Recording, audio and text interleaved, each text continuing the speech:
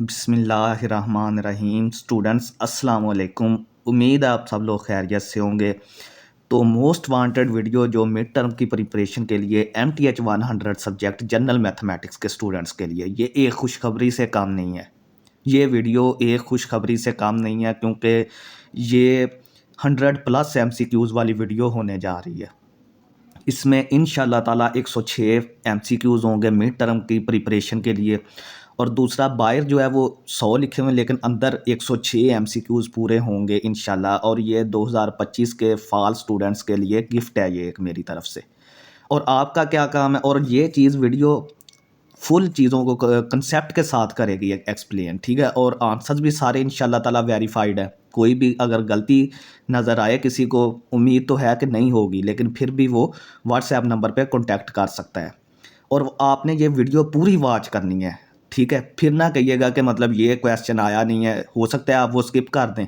Video पूरी watch करें, थोड़ी सी लंबी होगी लेकिन आपके फ़ायदे के लिए। अगर आपको सारी चीज़ें एक ही वीडियो में मिल रही हैं तो कंसेप्ट के साथ बात करेंगे। जो भी MCQs होगा उसका कंसेप्ट भी बताया जाएगा कि वो कैसे आंसर आ रहा है, हर चीज़ बताई जाएगी। और यही चीज़ आपके शॉर्ट और लॉन्ग क्वेश्चंस में भी आपके लिए हेल्पफुल होगी क्योंकि वहाँ पे कंसेप्चुअल कंसेप्ट आता है तो फिर आपको वहाँ पे आसानी रहेगी। तो इसलिए हम इस तरह नहीं करेंगे कि मतलब ठीक है वीडियो चला दी, MCQs हल हो रहे हैं, पता नहीं वो कहाँ से आंसर है। यहाँ पे आपको वेरिफिकेशन के साथ हर चीज़ मिलेगी, ठीक है। तो आपका काम क्या है, अब आपका काम यही है कि आपने चैनल को फॉलो करना है, सब्सक्राइब करना है और वीडियो को दोस्तों में ज़्यादा से ज़्यादा शेयर करके उन्हें बोलें कि भाई ये तैयार कर लें बस, ठीक है। तो दूसरा ये है कि चैनल आपने लाजमी सब्सक्राइब करना है, ठीक है। तो चलिए बिस्मिल्लाह करते हैं, स्टार्ट करते हैं। क्वेश्चन नंबर 1 की तरफ चलते हैं। ये देखें, वो कह रहा है कि cardinality of the union of sets, एक खाली सेट है और दूसरा एक खाली सेट एज ए एलिमेंट मौजूद है एक सेट के अंदर। ये आपने बात समझनी है। इस सेट में एक खाली सेट एज ए एलिमेंट मौजूद है जिसको हम फाई भी लिख सकते हैं, ठीक है। ये देखें जिस तरह ये मैंने लिखा हुआ है, ये एज ए एम्प्टी सेट एक अंदर एलिमेंट मौजूद है एक सेट के अंदर। तो ये खाली सेट नहीं है, ये सारा सेट जो है वो खाली सेट नहीं है, बल्कि इसके अंदर एक एलिमेंट है जो कि फाई है या एक अलग एम्प्टी सेट है, ठीक है। तो इससे आपने कंफ्यूज नहीं होना, आपने कार्डिनैलिटी बतानी है। कार्डिनैलिटी क्या होती है कि this set the number of elements in a set. इन दोनों सेट्स का पहले आपने यूनियन करना है, फिर आपने उसकी कार्डिनैलिटी बतानी है। ये देखें, इसकी कार्डिनैलिटी 1 आ रही है। अब मैं आपको समझा देता हूँ। ये पहला सेट ए जो है ये फाई सेट है, खाली सेट है, ये तो नज़र आ रहा है। लेकिन जो दूसरा सेट है ना, उसमें एक सेट है लेकिन उसमें एक एलिमेंट है phi. Phi as a element काम कर रहा है। फाई जो है अब इसमें एलिमेंट का काम कर रहा है। अब हम इसको खाली सेट नहीं बोलेंगे। तो हम ए यूनियन बी जब फाइंड आउट करेंगे तो ये तो खाली सेट है लेकिन इसमें एक एलिमेंट है ना मौजूद, तो इसके यूनियन में ये एलिमेंट आ जाएगा। यूनियन में सारे एलिमेंट्स आते हैं ना, तो इसमें तो कोई एलिमेंट नहीं लेकिन इसमें एक एलिमेंट फाई है।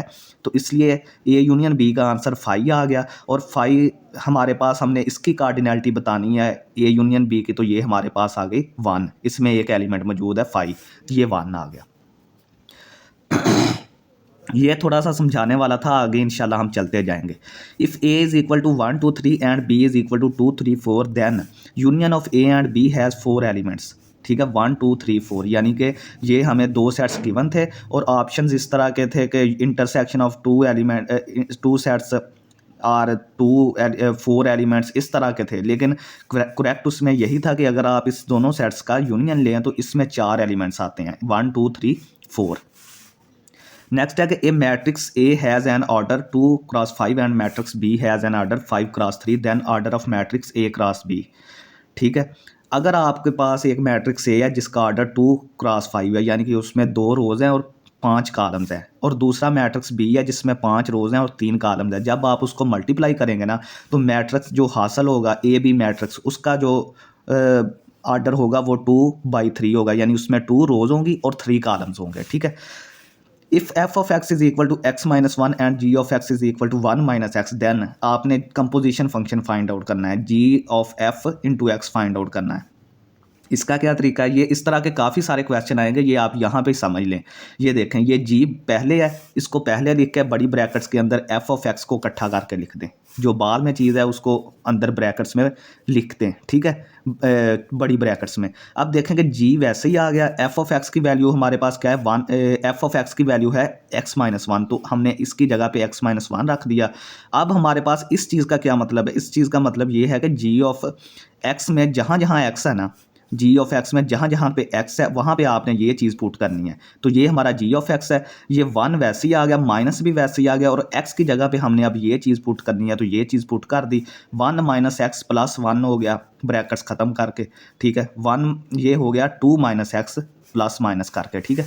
नेक्स्ट हमारे पास है discriminant of equation, x square plus one, x square plus x plus one is equal to zero is, आपने डिस्क्रिमिनेंट फाइंड करना है। डिस्क्रिमिनेंट क्या होता है, ये टर्म जो होती है बी स्क्र माइनस चार ए सी, इस सारे को हम डिस्क्रिमिनेंट बोलते हैं, ठीक है। इस सारे को डिस्क्रिमिनेंट बोलते हैं। तो बी की वैल्यू यहाँ पे वन है जो एक्स के साथ है, ए की वैल्यू यहाँ पे वन है जो एक्स स्क्र के साथ है, और सी की वैल्यू यहाँ पे ये कांस्टेंट वन होता है, ठीक है। इसमें वैल्यूज़ पुट करें, ये -3 आंसर आएगा। इस फार्मूले में वैल्यू पुट करें, ये -3 आएगा, ये तो लेस देन ज़ीरो है, ठीक है।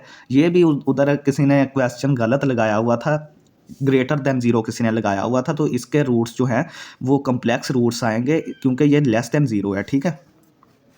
तो नेक्स्ट चलते हैं, if for a square matrix A and B null matrix O, दो हमारे पास मैट्रिक्स हैं ए एंड बी, और एक मैट्रिक्स है नल मैट्रिक्स जिसको हम ओ से रिप्रेजेंट करते हैं।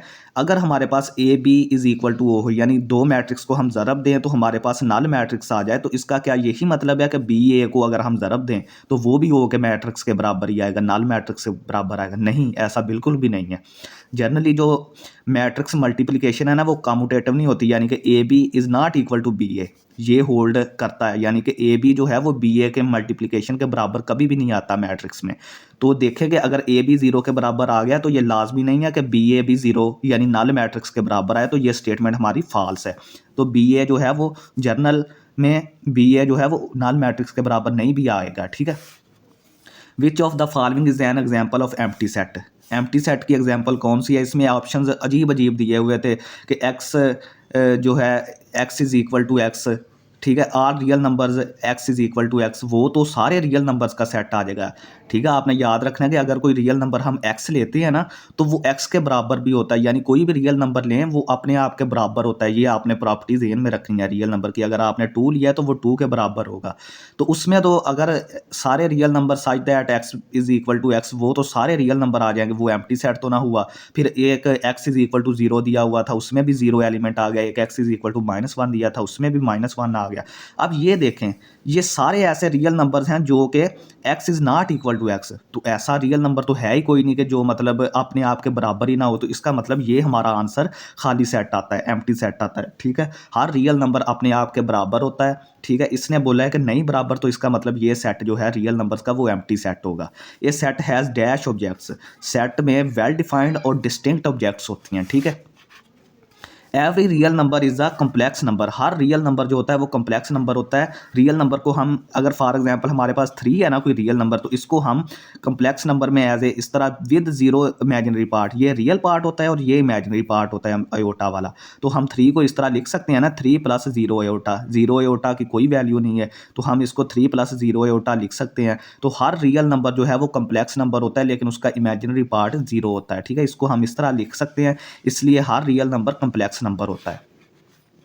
If x is equal to 1 to 3 and y is equal to P Q R then x union y, ये तो आपको यूनियन तो करना आता होगा, सारे एलिमेंट्स आ जाएंगे, लेकिन आपने रिपीट नहीं करने। अगर एक सेट में इधर भी कोई एलिमेंट मौजूद है और इधर भी मौजूद है तो आपने उसको यूनियन में एक ही दफ़ा लिखना है, बाकी आपने सारे एलिमेंट्स लिखने हैं। ये देखें 1 2 3 पी क्यू आर, इसका यूनियन किया 1 2 3 P Q are, 1 2 3 P Q are, सारे एलिमेंट्स आ गए, ठीक है। अब हमने बताना है कि रियल पार्ट ऑफ, ये हमें एक कम्प्लेक्स नंबर दिया है, हमने इसका रियल पार्ट बताना है। रियल पार्ट वो होता है जो अयोटा के बगैर वाला होता है, अयोटा के अलावा। तो इसको आप इसकी पहले वैल्यू रखें। अयोटा स्क्वायर की वैल्यू कितनी होती है? अयोटा स्क्वायर की वैल्यू होती है -1, ठीक है। अयोटा स्क्वायर की वैल्यू -1 आपने याद रखनी है, वो इसकी जगह पे पुट करें, ये अंदर बन जाएगा अयोटा -1, ठीक है, ये देखें मैंने ये टर्म ले ली, कम्प्लेक्स नंबर ले लिया, यहाँ पे आयोटा स्क्वायर की वैल्यू -1 रखी। आप इसको अंदर मल्टीप्लाई कर दें, यहाँ पे 3ab आयोटा आ जाएगा और यहाँ पे -3ab आ जाएगा। तो हमने रियल पार्ट बताना है, ये तो इसका इमेजिनरी पार्ट बन गया आयोटा वाला, तो ये इसका रियल पार्ट है। आपने नाल सिंबल भी बतानी होती है, साथ सिंबल भी बतानी है, -3ab। ये नहीं आप सिर्फ 3ab लिख दें, वो गलत हो जाएगा। रियल पार्ट इसका -3ab है और इमेजिनरी पार्ट इसका +3ab है। ठीक है, ये आप याद रखें।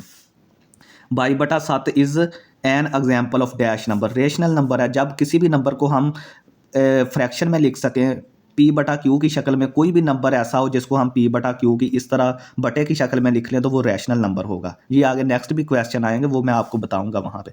ये देखें, फिर वो क्वेश्चन उसी तरह का आ गया कि अगर f(x) हमारे पास x-1 है और g(x) 1 - x है, तो हमने कंपोजिशन फाइंड करनी है f(g)(x) की। अब ये देखें, पहले f है, पहले f को रख लें, g(x) बाद में था तो बड़ी ब्रैकेट्स को अंदर रख दें, इसके अंदर रख दें। अब f बाहर ही रहेगा, g(x) की वैल्यू 1 - x थी, ये 1 - x आ गया। अब इसका क्या मतलब है? इसका मतलब ये है कि f(x) में जहाँ जहाँ पे x है ना, वहाँ वहाँ पे आपने 1 - x पुट करना है। ये हमारा f(x) है, तो यहाँ पे x है ना, तो इसकी जगह पे हमने 1 - x रख दिया। ये -1 वैसे ही आ गया, 1 और -1 कट गए और जवाब -x आ गया। नेक्स्ट हमारे पास है कि set of all the person with horns on their heads is an example of. भाई ये आपने कभी देखा है कि किसी आदमी के सर पर सींग उग आए हों?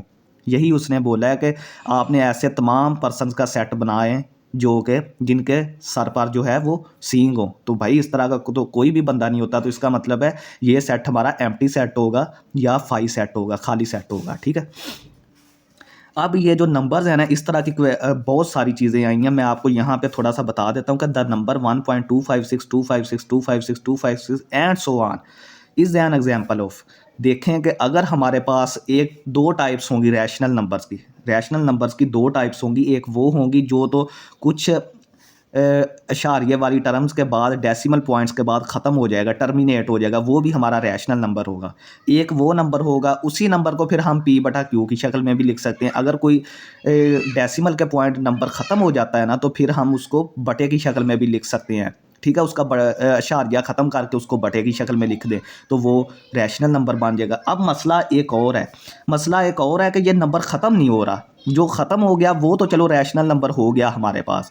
अब ये देखें सो ऑन है, लेकिन इसमें आप अगर गौर करें तो एक पैटर्न रिपीट हो रहा है, 256 256 256 256 एंड सो ऑन। और ये तीन नंबर्स का ही पैटर्न रिपीट होता रहेगा, सो ऑन ख़त्म ही नहीं होगा। तो जिन नंबर्स का इस तरह पैटर्न रिपीट होता है ना, हम उसको इस तरह लिख लेते हैं कि 1.256 होल बार। बार का क्या मतलब है कि ये नंबर्स तीनों रिपीट हो रहे हैं, सो ऑन तक चलते जा रहे हैं। तो हम जो इस तरह पैटर्न को फॉलो कर ले, नंबर डेसिमल के बाद अगर कोई नंबर पैटर्न को फॉलो कर ले किसी को और ख़त्म ना हो, तो हम उसको भी रैशनल नंबर बोलते हैं।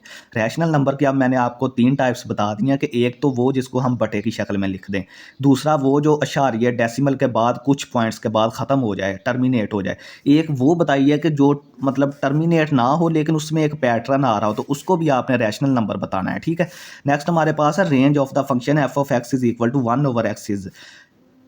रेंज इसकी होगी all real numbers except zero.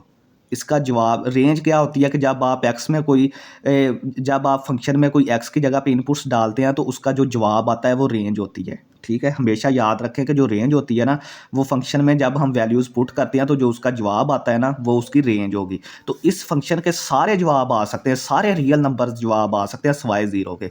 Zero क्यों नहीं आ सकता? क्योंकि ज़ीरो हम इस फंक्शन में पुट ही नहीं कर सकते, ज़ीरो हम इसमें इनपुट दे ही नहीं सकते, डोमेन में नहीं है इसकी ज़ीरो। क्यों नहीं है ज़ीरो, क्यों नहीं रख सकते? क्योंकि भाई अगर बटे में ज़ीरो नीचे रखेंगे ना तो ये अनडिफाइन हो जाएगा, इन्फिनिटी की तरफ जाएगा, वो हमारे काम का ही नहीं रहेगा फंक्शन। ठीक है, वो अनडिफाइन हो जाएगा। तो ये आप देख सकते हैं कि जब हम ज़ीरो डालेंगे ही नहीं तो जवाब ज़ीरो कैसे आएगा? तो इसका मतलब है कि सारे रियल नंबर इसका जवाब आ सकते हैं रेंज में, लेकिन ज़ीरो नहीं आएगा। ठीक है, नेक्स्ट हमारे पास है कि what is the roster method to show A is equal to x such that x belongs to Z. Z यहाँ क्या है? Set of integers. ये जो उल्टी सिंबल होती है इसको बोलते हैं and x is between 5 and -5। आपने इसको नंबर्स की शक्ल में, ये आपको जो है वो सेट बिल्डर नोटेशन में सेट दे दिया गया। सेट को रिप्रेजेंट करने के 3 मेथड्स होते हैं, tabular form, descriptive form, set builder notation और रोस्टर मेथड। रोस्टर मेथड कौन सा होता है? जिसमें हम ये नंबर्स अंदर लिख देते हैं, सारे नंबर्स लिख देते हैं ब्रैकेट्स डाल के। ये हमारे पास सेट बिल्डर नोटेशन है जिसमें हम कोई रूल बता देते हैं या कोई मतलब सिंबल्स के ज़रिए, जिसमें हम ये देखें अब सिंबल्स इस्तेमाल हुई हैं ना सेट को ज़ाहिर करने के लिए। डिस्क्रिप्टिव फॉर्म वो होती है कि set of natural number, set of 10 natural numbers, इस तरह जिसमें वो इंग्लिश लिखी होती है वो डिस्क्रिप्टिव फॉर्म, जिसमें हम डिस्क्रिप्शन दे देते हैं सेट की। तो ये देखें कि जेड से आने हैं सारे, एक्स जो हैं वो जेड से आने हैं, इंटीजर्स से आने हैं, लेकिन वो 5 और -5 के दरमियान रहने चाहिए। 5 और -5 उसमें इंक्लूड होना चाहिए, वो उसमें शामिल होना चाहिए, क्योंकि ये देखें नीचे इक्वल टू के साइन भी लगे हुए हैं। ये जो लाइंस होती हैं नीचे, ये लेस देन की ये वाली और ये इक्वल टू की साइंस होती हैं। तो इसका मतलब है कि नंबर जो हैं वो 5 और -5 के दरमियान में रहेंगे और 5 और -5 भी इसमें इंक्लूड होगा। तो इंटीजर कहाँ से स्टार्ट होते हैं? ज़ाहिर बात है 0 से स्टार्ट होते हैं और पॉजिटिव नंबर की तरफ जाते हैं और नेगेटिव नंबर की तरफ जाते हैं। पॉजिटिव तक का उसने बोला है 5 तक, तो 0 से स्टार्ट करके 1 2 3 4 5 लिखें, ठीक है। और नेगेटिव के लिए 0 1 0 -1 -2 -3 -4 -5, ठीक है। तो ये सेट जो है वो इसका रोस्टर मेथड है लिखने का, क्योंकि हमने इसको नंबर्स में लिख दिया। इसको टेबुलर फॉर्म भी बोलते हैं, ठीक है। नेक्स्ट हम चलते हैं कि if B is a subset of A and A contains elements which are not in B then, ठीक है। ये होती है प्रॉपर सबसेट की डेफिनेशन, ठीक है। सबसेट क्या होता है? सबसेट ये होता है कि अगर किसी सेट के तमाम एलिमेंट्स दूसरे सेट में मौजूद हैं तो हम बोलेंगे कि सेट ए जो है वो बी का सबसेट है। लेकिन प्रॉपर सबसेट क्या होता है? प्रॉपर सबसेट ये होता है कि जो सेट जिस सब सेट का सबसेट है ना, उस सेट में कुछ ना कुछ एक या ज़्यादा एलिमेंट्स ज़्यादा मौजूद होने चाहिए। ये मैं आपको बता देता हूँ थोड़ा सा कंडीशन। उसने कहा है कि बी जो है वो ए का सबसेट है और ए जो है उसमें कुछ एलिमेंट्स ऐसे हैं जो कि बी में मौजूद नहीं है। उसने ये तो बता दिया कि बी जो है वो ए का सबसेट है, इसका मतलब है कि बी के सारी एलिमेंट्स ए में मौजूद है, लेकिन ए में कुछ एक्स्ट्रा एलिमेंट्स मौजूद हैं जो कि बी में नहीं है। तो यही चीज़ प्रॉपर सबसेट की डेफिनेशन बनती है कि अगर आपका एक भी एलिमेंट्स जो, ये देखें, जो बी है वो ए का सबसेट है, बी में 1 2 3 है और ए में 1 2 3 4 है, इसका मतलब ये बड़ा सेट है और ये छोटा सेट बी जो है वो इसका सबसेट बन जाएगा। अब देखें कि इसमें एक एक्स्ट्रा एलिमेंट 4 मौजूद है। अगर तो सेट हमारा पूरा सबसेट बन जाएगा, यानी कि इसमें भी 1 2 3 होते हैं, इसमें भी 1 2 3 होते हैं, तो फिर तो ये प्रॉपर सबसेट नहीं होना था।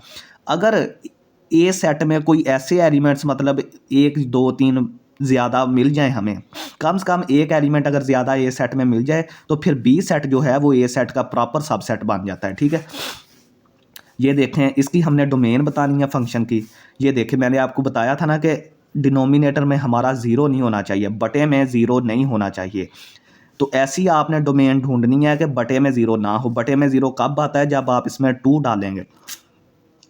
2 के अलावा आप हर रियल नंबर डाल दें, इसको कोई मसला नहीं बनेगा फंक्शन को, लेकिन आप जब 2 डालेंगे ये नीचे 0 बनेगा और अनडिफाइन हो जाएगा। तो इसलिए इसकी जो डोमेन है ना वो सारे रियल नंबर है, लेकिन उनमें से माइनस कर दें 2 को, ठीक है।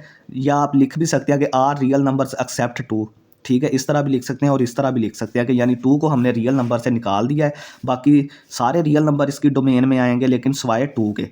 Which of these sets are equal? ये सारे सेट्स इक्वल हैं। मैंने आपको बताया था कि सेट्स में एलिमेंट की कोई भी एलिमेंट रिपीट नहीं होता, और अगर कोई इस तरह की मतलब आपको घुमाने के लिए चवल मार दे तो आपने जो है वो परेशान नहीं होना। आपने जो डबल एलिमेंट्स है ना उसको सिंगल ही काउंट करना है। ये देखें, ये तो ए बी सी ये तो सारा ठीक है, ए बी सी ए, इसमें ए रिपीट हो रहा है तो आपने इसको सिंगल काउंट करना है। जब सिंगल काउंट करेंगे तो ये ए बी सी इसके बराबर बन जाएगा।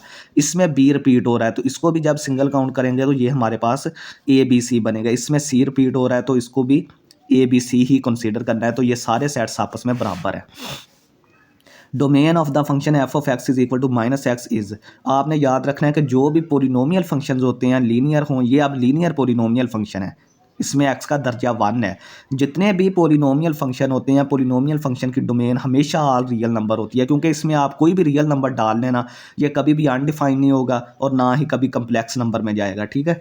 आपने डोमेन वो डालनी होती है, एक्स की वैल्यू वो डालनी होती है कि उससे वो ना तो कम्प्लेक्स नंबर बने और ना ही वो अनडिफाइन हो, तो इससे कुछ भी नहीं होगा। आप जो मर्जी रियल नंबर डाल लें ये रियल नंबर ही रहेगा इसका जवाब। ठीक है, modulus of complex number 3 - 4 aorta is, ये हमें एक कम्प्लेक्स नंबर दिया है, हमने इसको लेट का दिया जी के बराबर है, तो जेड का हमने मॉडुलस फाइंड आउट करना है। मॉडुलस कैसे फाइंड आउट करते हैं, ये दो लाइनें लगाते हैं तो इसका मतलब है मॉडुलस ऑफ जेड। ये यहाँ पे भी दो नंबर लाइनें लगा दी क्योंकि हमने इसका मॉडुलस करना है, तो z का modulus x square plus y square के बराबर होता है। इसका क्या मतलब है, रियल पार्ट का स्क्वायर प्लस इमेजिनरी पार्ट का स्क्वायर। तो रियल पार्ट हमारे पास 3 का स्क्वायर, ये हमारे पास -4 है इमेजिनरी के -4 का स्क्वायर, तो ये 9 + 16 स्क्वायर रूट आ गया, तो 25 का स्क्वायर रूट, ये 5 के बराबर है, तो इसका जो मॉडुलस है वो 5 है। नेक्स्ट है f of x is equal to x+2 is an example of, ये भाई लीनियर फंक्शन भी है क्योंकि इसमें x का दर्जा जो डिग्री है वो 1 है, तो ये लीनियर फंक्शन हो गया। ये 1 1 भी है, अगर आप इसमें एक x की वैल्यू डालेंगे तो एक ही जवाब मिलेगा। ये देखिए, अगर आप इसमें 1 डालेंगे x की जगह पे तो आपको 3 जवाब मिलेगा। आपको इस तरह नहीं होगा कि आपने एक इनपुट डाली है तो 3 इनपुट आउटपुट आपको मिल जाएँ। ठीक है, एक इनपुट डालिए तो एक ही आउटपुट मिलेगी। ठीक है, तो ये 1 1 फंक्शन है। ऐसा फंक्शन जिसमें हम एक इनपुट डालें और हमें आउटपुट भी एक ही मिले, वो 1 1 फंक्शन होता है। और इन्वर्टिबल फंक्शन भी है, हम इसका इन्वर्स भी फाइंड आउट कर सकते हैं, इसलिए ये इन्वर्टिबल फंक्शन है। अच्छा, तो स्टूडेंट्स, अगर आपने अभी तक चैनल को सब्सक्राइब नहीं किया तो प्लीज़ 5 सेकंड निकाल कर चैनल को लाजमी पहले सब्सक्राइब करें। ठीक है, देखें कितनी मेहनत के साथ चीज़ों को तैयार किया जा रहा है, तो आपके फ़ायदे के लिए ये चीज़ें। आगे हमारा क्वेश्चन है, if A has 5 elements and B has 4 elements then. ठीक है, तो भाई जब हमें एलिमेंट्स ही नहीं बताया गया कि सेट ए में ये एलिमेंट्स है, सेट बी में ये एलिमेंट्स हैं, तो हम उसके बारे में किस तरह कंक्लूजन निकाल सकते हैं। इसमें ऑप्शन पता किस तरह के दिए गए थे कि ये जो दोनों सेट्स हैं इसका इंटरसेक्शन जो है इसमें 4 एलिमेंट्स आएंगे, इसका यूनियन में 5 एलिमेंट्स आएंगे। ओ भाई अल्लाह के बंदो, अगर आप हमें एलिमेंट्स ही नहीं बताएंगे कि इसमें ए बी सी डी है, 1 2 3 4 है, ए बी में क्या है, कौन से एलिमेंट्स है, तो हम कैसे उनको नेचर को फाइंड आउट कर सकते हैं। ठीक है, तो इसके बारे में कुछ भी नहीं कहा जा सकता। Nothing can be concluded until we don't know about the nature of elements. भाई हम तब तक कुछ भी नहीं कह सकते जब तक आप हमें बताएंगे नहीं कि ये इन सेट्स में एलिमेंट्स किस तरह के हैं। ये आपने सिर्फ बता दिया कि 5 एलिमेंट्स हैं और 4 एलिमेंट्स हैं, इनके बारे में हम तब तक कुछ भी नहीं कह सकते जब तक आप हमें बताएंगे नहीं। ठीक है, तो आपने ये आंसर लगाना है। f of x is equal to -x is an example of. ये देखें भाई, ये क्वेश्चन इतना ट्रिकी है कि इस पर मैं भी फंस गया था। अब मसला क्या बना, मसला ये बना कि मैंने समझा कि ये फंक्शन जो है ऑड फंक्शन, इवन फंक्शन है। इवन फंक्शन क्या, इवन ऑड फंक्शन को हम कैसे चेक करते हैं, हम चेक करते हैं कि अगर आपने x की जगह पे जो आपको f ऑफ x दिया है ना, उसकी जगह पे आपने -x पुट करना है। अगर वो जवाब आपका, अगर ये देखें आपने -x पुट किया और जवाब आपका -f ऑफ x आ गया ना, तो ये ऑड फंक्शन है।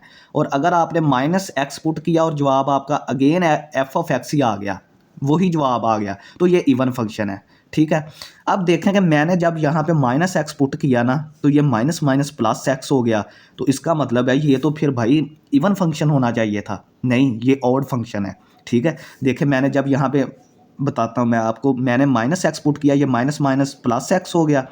लेकिन अब ये देखें, अब इसका दूसरा पार्ट देखें डेफिनेशन का, ये तो हमने कंप्लीट कर लिया, f of -x find out कर लिया और -f ऑफ x अब फाइंड आउट करें। ये देखें, जब मैंने -f of x find out किया ना, ये -1 ये वाला f ऑफ x का भी एक माइनस था, ये देखें यहाँ पे, तो ये minus x is equal two plus x।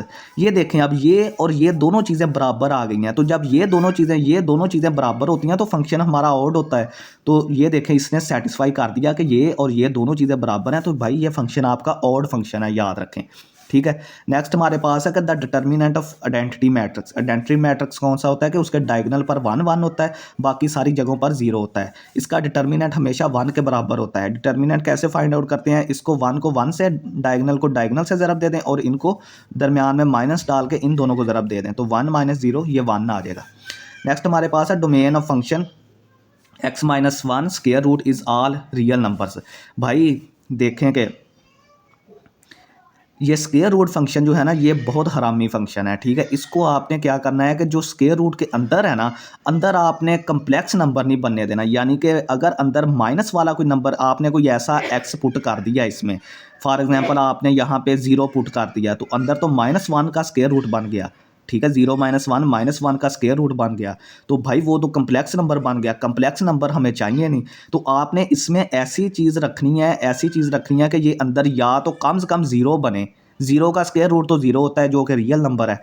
तो ऐसे स्क्वायर रूट रखनी है कि आपने अंदर वाली चीज़ जो है वो माइनस कभी ना हो, उसका जवाब माइनस ना आए। तो क्या करना है आपने, आप x इज़ इक्वल टू 1 भी पुट कर सकते हैं। जब 1 पुट करेंगे ज़ीरो आएगा, तो ज़ीरो हमारे पास, ज़ीरो का स्क्वायर रूट ज़ीरो होता है, वो रियल नंबर है। और आपने सारे नंबर जो बाकी पुट करने हैं ना, वो भाई आपने x ग्रेटर दैन 1, जब ग्रेटर दैन 1 यहाँ पे 2 पुट करेंगे, 2 माइनस 1 1 आ जाएगा, 1 का स्क्वायर रूट 1 जो कि रियल नंबर है। 3 पुट करेंगे, 3 माइनस 1 2 है, 2 का स्क्वायर रूट करेंगे तो इरेशनल नंबर है, लेकिन वो हमारा रियल नंबर है। तो किस्सा मुख्तसर आप इसमें x इज़ इक्वल टू 1 भी पुट कर सकते हैं, और x जो 1 से सारे x बड़े हैं, ठीक है, ऐसे x जो 1 से बड़े हैं वो पुट कर सकते हैं आप। वरना अगर 1 से छोटे पुट करेंगे ना, तो भाई ये अंदर कम्प्लेक्स नंबर बन जाएगा। नेक्स्ट हमारे पास है, if F of x is equal to x square then f is called, ये इवन फंक्शन है, ये सिंपल इवन फंक्शन है। यहाँ पे आप माइनस एक्स पुट करेंगे तो ये प्लस एफ ऑफ एक्स के बराबर आ जाएगा। ये देखें, मैंने एक्स की जगह पे माइनस एक्स पुट किया यहाँ पर, तो ये माइनस एक्स होल स्क्वायर, ये माइनस एक्स स्क्वायर की वजह से प्लस एक्स होल स्क्वायर बन जाएगा, ठीक है। नेक्स्ट हमारे पास है, f of x is equal to minus x is an example of, ये इसके बारे में कुछ नहीं कह सकते, ये ना तो इवन फंक्शन है और ना ही ऑड फंक्शन है, ये हरामी फंक्शन है, ठीक है। ये देखें, अब इसमें हम माइनस एक्स पुट करते हैं, माइनस एक्स इसमें पुट किया तो ये 1 प्लस एक्स बन रहा है। ओ भाई 1 प्लस एक्स ना तो माइनस एफ ऑफ एक्स के बराबर है और ना ही ये सिर्फ एफ ऑफ एक्स के बराबर है, ठीक है। अगर ये माइनस एफ ऑफ एक्स के बराबर हो जाता तो हम इसको ऑड फंक्शन बोल देते, अगर ये एफ ऑफ एक्स के बराबर आ जाता तो हम इसको इवन फंक्शन बोल देते। तो ये कोई भी नहीं आ रहा, दोनों में से कुछ भी नहीं आ रहा, तो आपने इसको नाइदर इवन नॉर ऑड लिख देना है, ठीक है। For the complex number z is equal to iota and w is equal to 1 over iota then sum z plus iota, आपने दो कम्प्लेक्स नंबर दिए हैं, एक आयोटा और एक 1 ओवर आयोटा, तो आपने इसका z प्लस w यानी इन दोनों का सम फाइंड आउट करना है। ये देखें, दोनों को प्लस कर दिया, आयोटा प्लस 1 ओवर आयोटा, इसका एलसीएम ले iota, iota square plus 1, iota square की वैल्यू -1, वो यहाँ पे रखे -1 प्लस 1, ये सारा ज़ीरो। तो इसका मतलब है ये ऐसा कम्प्लेक्स नंबर है जिसका रियल पार्ट भी ज़ीरो है प्लस इमेजिनरी पार्ट भी ज़ीरो, यानी इसका आंसर ज़ीरो आया ना सारे का, तो इसका रियल पार्ट भी ज़ीरो हो गया और इमेजिनरी पार्ट भी ज़ीरो हो गया। Square root of 16 is an example of dash numbers, भाई ये मैं आपको कुलिया बता दूं कि लोग क्या समझते हैं, अभी किसी भी नंबर पर अगर स्क्वायर रूट आ जाए ना तो वो इर्रेशनल नंबर है। आपने इस चीज़ से धोखा नहीं खाना। इर्रेशनल नंबर कब होता है, जब वो कंप्लीट स्क्वायर ना हो। अगर स्क्वायर रूट के नीचे कोई कंप्लीट स्क्वायर वाला नंबर आ जाता है ना, कंप्लीट स्क्वायर वाला, तो वो स्क्वायर रूट से कट जाएगा, स्क्वायर और स्क्वायर कट जाएंगे आपस में, स्क्वायर और स्क्वायर रूट। अब 16 जो है, 16 को हम 4 का स्क्वायर लिख सकते हैं ना, 4 का स्क्वायर, तो भाई ये स्क्वायर जो है वो इस स्क्वायर रूट से कट जाएगा और हमारा जवाब 4 आएगा। तो 4 को हम 4/1 लिख सकते हैं, और 4 हमारा एक रैशनल नंबर है, आपने याद रखना है। 4/1 इसको हमने, ये देखें 4/1 लिख दिया फ्रैक्शन की शक्ल में, तो ये हमारा एक रैशनल नंबर है। नेक्स्ट हमारे पास है कि which of the following is complex conjugate of z is equal to 1 over iota, आपने 1 ओवर आयोटा है, इसका भी किसी ने गलत जवाब लगाया हुआ है, लेकिन मेरे हिसाब से, और मैंने कन्फर्म भी किया था, ये प्लस आयोटा आता है। ये देखें, z is equal to 1 over iota, आपने नीचे जो बटा है ना, बटे में अयोटा नहीं रहने देना है, आपने ये रूल याद रखना है। अयोटा को सबसे पहले नीचे से ख़त्म करें। उसका क्या तरीका है कि आप अयोटा से ऊपर, अयोटा से नीचे ज़रब दें, ऊपर अयोटा बन गया, नीचे अयोटा का स्क्वायर बन गया, ठीक है। ये +1 है ना, अयोटा इंटू +1 अयोटा, ये अयोटा का स्क्वायर बन गया। तो ये देखें, अयोटा वैसे ही आ गया, अयोटा स्क्वायर की वैल्यू हमारे पास -1 होती है, वो हमने जब कंप्लीट किया तो ये माइनस अयोटा के बराबर आ गया। अब हमने इसका कम्प्लेक्स कॉन्जुगेट फाइंड आउट करना है, तो अब हम इसको 0 माइनस अयोटा लिख सकते हैं ना, यहाँ पे अगर 0 भी लगा दें तो कोई इसको मसला नहीं है। तो 0 माइनस अयोटा, क्योंकि इसका रियल पार्ट 0 है, तो 0 माइनस अयोटा। कॉन्जुगेट क्या होता है कि आपने अयोटा वाली टर्म जो है ना उसकी अलामत चेंज कर देनी है। तो 0 माइनस अयोटा है ना, तो अयोटा वाली टर्म माइनस थी, हमने 0 प्लस अयोटा कर दी, ये कॉन्जुगेट आ गया इसका। नेक्स्ट हमारे पास है cardinality of intersection of sets. अब ये देखें, जो पहला क्वेश्चन था उसमें हमने यूनियन की कार्डिनैलिटी फाइंड आउट की थी, दोनों सेट्स, ये जो सेट्स वही हैं लेकिन यूनियन की फाइंड आउट की थी। अब उसने कहा कि इंटरसेक्शन की कार्डिनैलिटी फाइंड आउट करो, कि इन दो सेट्स का अगर हम इंटरसेक्शन ले तो उसमें इंटरसेक्शन में कितने एलिमेंट्स आते हैं। तो भाई एक खाली सेट है और दूसरे में एक एलिमेंट 5 है, तो जब एक खाली सेट है तो दूसरे में चाहे लाखों एलिमेंट्स हों, तो अगर आप खाली सेट का किसी भी सेट से इंटरसेक्शन करेंगे तो वो खाली सेट ही आता है, क्योंकि कोई भी एलिमेंट कॉमन नहीं होता उसमें। तो इसमें 0 एलिमेंट्स हैं, इसकी कार्डिनैलिटी 0 आ गई। नेक्स्ट है पाई इज एन एग्जाम्पल। पाई आपका भाई इर्रेशनल नंबर है, पाई ई, ठीक है, ये जो है ना ये फेमस इरेशनल नंबर्स हैं, पाई और ई, ठीक है। पाई की वैल्यू होती है 3.141592 एंड सो ऑन, ये चलती जाती है। इरेशनल क्यों है? इरेशनल इसलिए है कि ये ख़त्म भी नहीं हो रही और ना ही ये रीअकरिंग है, यानी कि ये अपने आप को ये कोई भी नंबर रिपीट नहीं कर रहा। अगर रिपीट कर रहा होता तो हम उसको रैशनल बोल देते, लेकिन ये ख़त्म भी नहीं हो रहा और रिपीट भी नहीं कर रहा, तो पाई जो है फिर इरेशनल नंबर है। Inverse of the function F of x is equal to 3 does not exist due to which reason. वो कह रहा है कि अगर आपके पास ये एक फंक्शन है f of x is equal to 3, इसका इनवर्स क्यों नहीं एग्जिस्ट करता? इसका इनवर्स भाई इसलिए नहीं एग्जिस्ट करता इस वजह से कि इस पर 4 एलिमेंट्स जो हैं, पता नहीं कितने एलिमेंट्स एक ही एलिमेंट्स पर मैप हो रहे हैं, तो ऐसे फंक्शन का कभी भी इनवर्स एग्जिस्ट नहीं करता है। इनवर्स हमेशा वन वन फंक्शन का करता है। वन वन फंक्शन क्या होता है कि एक एलिमेंट एक को, एक एलिमेंट दूसरे को, एक एलिमेंट तीसरे को, एक एलिमेंट चौथे को, ठीक है। यानी हर एलिमेंट एक एलिमेंट के साथ मैप होगा तो फिर ही हम उसको इनवर्स बोलेंगे, ठीक है। यहाँ तो 4 एलिमेंट्स, मैंने ये एग्जांपल दिया है, यहाँ तो 4 एलिमेंट्स इसको पकड़े हुए हैं, 3 को, सिंपल को, सिंपल एक एलिमेंट को, तो इसका भाई ये एक मैनी टू वन फंक्शन है, यानी कि ये बहुत से एलिमेंट वन पर जा रहे हैं, एक एलिमेंट पर जा रहे हैं। मैनी का मतलब है बहुत ज़्यादा और वन का मतलब है एक, यानी कि बहुत सारे एलिमेंट्स एक बार मैप हो रहे हैं, तो ये इस ऐसे एलिमेंट फंक्शंस का इन्वर्स कभी भी एग्जिस्ट नहीं करता। Domain of the function F of x is equal to 1/1 minus x is, वही बटे वाला फंक्शन आ गया, तो बटे में आपने नीचे 0 नहीं बनने देना, तो आपने यहाँ पे 1 नहीं पुट करना। 1 पुट करेंगे 1 - 1 0 होगा और वो सारी चीज़ अनडिफाइन हो जाएगी। तो इसका डोमेन जो होगा वो सारे रियल नंबर्स होंगे, ऑल रियल नंबर्स होंगे, लेकिन स्वाय 1 के, 1 जो है वो उसमें से निकाल दें आप, ठीक है। ये देखें, ये मैंने लिखा हुआ है कि ऑल रियल नंबर्स एक्सेप्ट 1, ठीक है। 1 नहीं इसमें डालना, आपने सारे रियल नंबर डाल सकते हैं। The graph of function F of x is equal to 1 - x square will have least 1। ये हमारे पास क्वाड्रेटिक फंक्शन है, तो इसका ग्राफ हमेशा पैराबोला बनता है। पैराबोला ये प्याले की शक्ल का, ये देखें, ये मैंने बनाया हुआ है, ठीक है। तो ये इसके साथ अगर एक्स स्क्वायर, हमारा एक्स स्क्वायर के साथ जो अलामत है ना, अगर माइनस हो तो वो नीचे की तरफ पैराबोला बनता है, इस तरह ये जो मैंने बनाया है। अगर यहाँ पे 1 + एक्स स्क्वायर होता तो इसका ऊपर की तरफ पैराबोला बनना था, अपवर्ड, ठीक है। तो ये देखें, ये अब इसका ग्राफ बन रहा है, क्योंकि इसके साथ माइनस आ गया ना, तो माइनस वाले का मुंह नीचे की तरफ खुलता है।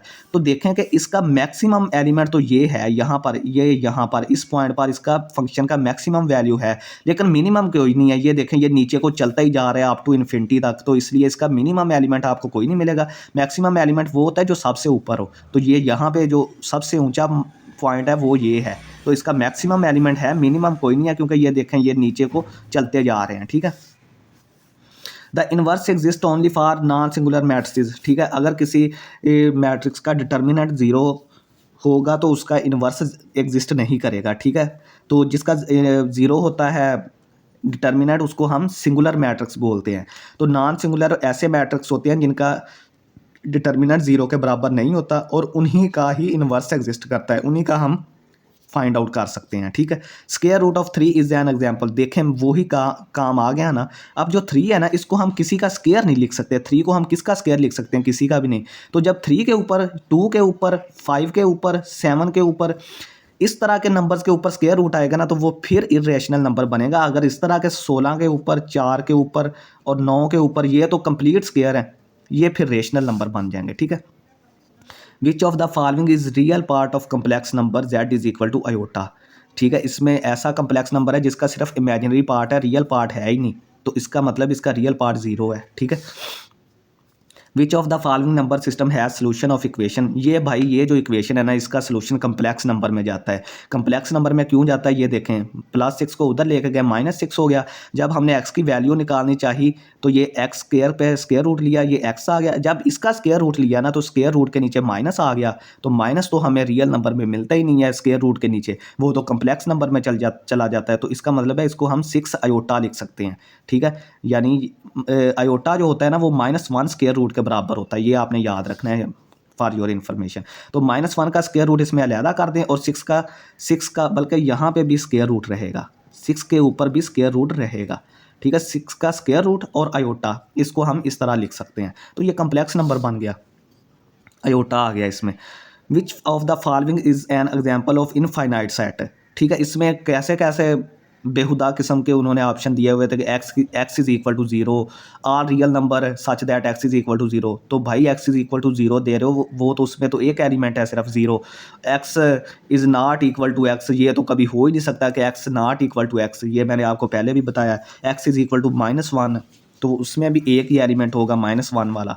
तो भाई जो इनफिनिट सेट है ना वो यही है कि x is equal to x. हर एक्स जो आप लेंगे वो अपने आप के बराबर भी होगा, तो आप बहुत सारे इन्फिनेटली मैनी एक्स ले सकते हैं। तो ये जो है वो X is equal to X ही हमारी सही स्टेटमेंट है जो कि इन्फिनेट सेट को सेटिस्फाई करती है। नेक्स्ट है हमारे पास, if determinant of a matrix A is zero then A is a singular matrix. ठीक है, अगर उसका डिटर्मिनेंट जीरो आ जाए किसी मैट्रिक्स का तो उसको हम सिंगुलर मैट्रिक्स कहते हैं और इसका इन्वर्स भी नहीं हम फाइंड आउट कर सकते। If B is a matrix whose determinant is zero then its inverse can not be determinant. अगर किसी मैट्रिक्स का इन्वर्स ही जीरो आ गया तो उसका इन्वर्स हम नहीं फाइंड आउट कर सकते। 50 दफ़ा आपको बता दिया। The graph of f of x is equal to 1 minus x square would be. जितने भी क्वाड्रेटिक फंक्शन होते हैं जिनमें एक्स की पावर 2 हो उनका ग्राफ हमेशा पैराबोला बनता है। ये देखें, ये पैराबोला अपवर्ड ओपनिंग, ये पैराबोला डाउनवर्ड ओपनिंग, ये नीचे को खुल रहा है, ये ऊपर को खुल रहा है। तो इसके साथ माइनस है ना तो ये नीचे को खुलेगा, इसका ये ग्राफ बनेगा। अगर पॉजिटिव हो तो ये ऊपर को खुलेगा। विच of the following is an example of finite non empty subset of integers. आपने एक ऐसा सबसेट बताना है रियल नंबर्स का जो कि फाइनाइट हो और इंटीजर हो, फाइनाइट हो और इंटीजर हो लेकिन सबसेट हो रियल नंबर्स का। ठीक है, तो देखें कि R reals X such that X is equal to 2x + 1।